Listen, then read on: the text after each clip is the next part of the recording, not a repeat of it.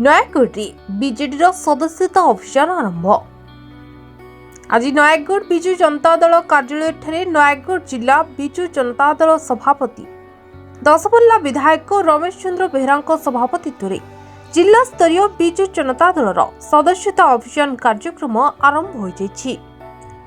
ଆଜିର ଏହି କାର୍ଯ୍ୟକ୍ରମରେ ନୟାଗଡ଼ ବିଧାୟକ ଡକ୍ଟର ଅରୁଣ କୁମାର ସାହୁ, ରଣପୁରର ପୂର୍ବତନ ବିଧାୟକ ସତ୍ୟନାରାୟଣ ପ୍ରଧାନ, जिला परिषद अध्यक्ष देवाशीष पट्टनायक, बीजेडी प्रवक्ता नारी नेत्री ईरानी राय, भापुर ब्लॉक उपाध्यक्ष वेणुधर प्रधान प्रमुख उपस्थित रहिथिबा बेले बिजु जनता दलर बहु कर्मी, शुभेच्छु और समर्थक माने उपस्थित रहिथिले। बिजु जनता दल को सक्रिय करबा पई आजिठारु समस्त नेता और कर्मी माने सदस्यता अभियान को जोरदार करबा पई एही कार्यक्रम रे संकल्पबद्ध होइथिबा जणा पड़छि।